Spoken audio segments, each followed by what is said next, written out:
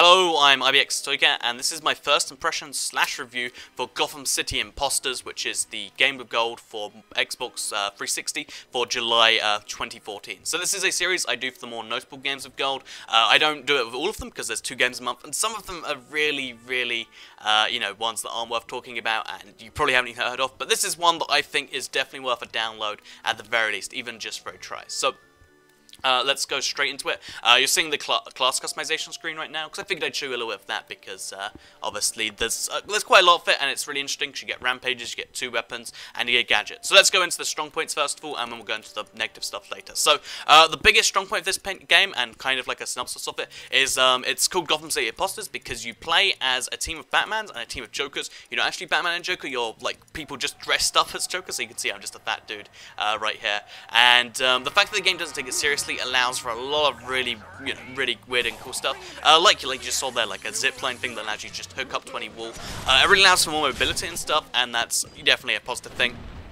And also, in addition to that, it means there's more character customization, because they're not having to adhere to a strict license, because you're not actually Batman and Joker. So, like, you can be like me, just a fat dude with a shirt that barely covers his belly, or you can be a woman dressed in really weird stuff. And that's definitely one of the...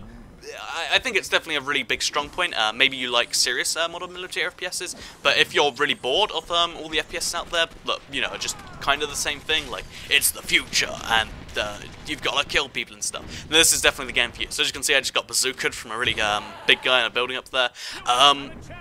And yeah, so as I said, the game doesn't take it seriously, which means there's a lot of really cool customization options. The first one is the fact that all of the equipment, like I said, is slightly old. Also, I get a nice quad with the shotgun here. But yeah, as you'll notice, like... a lot of the class customization really doesn't need to take itself too seriously. Like, for instance, one of the attachments you can get on your gun is a body odor sniffer, which allows you to see people who are nearby. Like, stuff like that you can't really do in a serious setting, and I really like that. In addition to that, you get stuff like an electric gun, which fires electricity at people, which has really good chain damage, so if you've got a horde that are close together, it's really handy against that. And there's just loads of really nice touches that I know they couldn't have done if they were taking it seriously. Another example, one of the power-ups, one of the, equipment you can put on is energy drink, which heals health, because this game does use a health system, more like, let's say, a Battlefield than a Call of Duty, so that you slowly regenerate, but you need to get to health packs if you want to actually regenerate, which is kind of useful.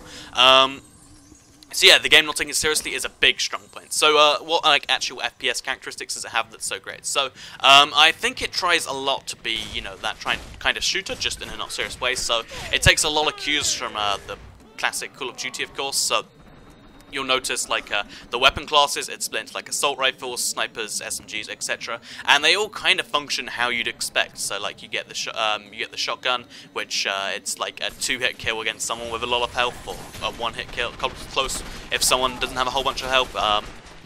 And the big twist on it, in my opinion, because a lot of that's how you expect. Like, I've got a burst fire rifle, which is pretty good, but you need to hit all the bursts and stuff. And, the big twist on that, in my opinion, is the fact that the game has different characters, different body types. So, also, I failed to hit that guy twice in a row there. But you'll notice, like, there are some dudes who take not very many hits to kill. Like, this woman right here should just take 1 shotgun kill. But there are some dudes that, right next to them, with a shotgun, it'll even take, like, 3 shots to kill.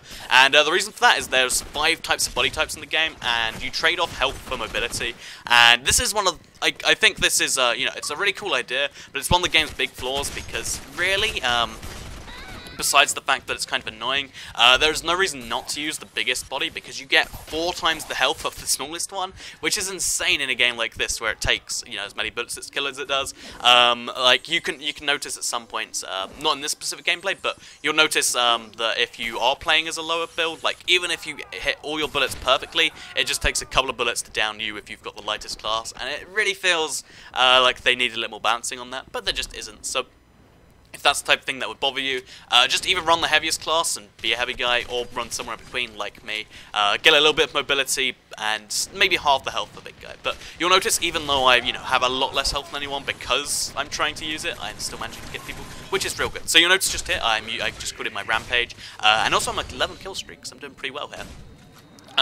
It's because basically you get rampages in this game, and what they do is they allow you to do a whole bunch of different things. Also, I just combined a rampage with a prize box, which is, they're kind of like kill streaks, but instead of being really complex things, they're really basic. Like I've got, for instance, 75% less damage, and then I think the thing I've got right now, the Painbringer, I think that's double damage, so I'm dealing double damage and taking, you know, 3/4 less, which is kind of ridiculous when you think about it, but it just runs out in this corridor, so I try to run after I get a kill, but of course I'm getting electrocuted by the, you know, person I mentioned earlier, and that's of course a death. But it's, again, showing off the really weird nature of the game, which is really cool.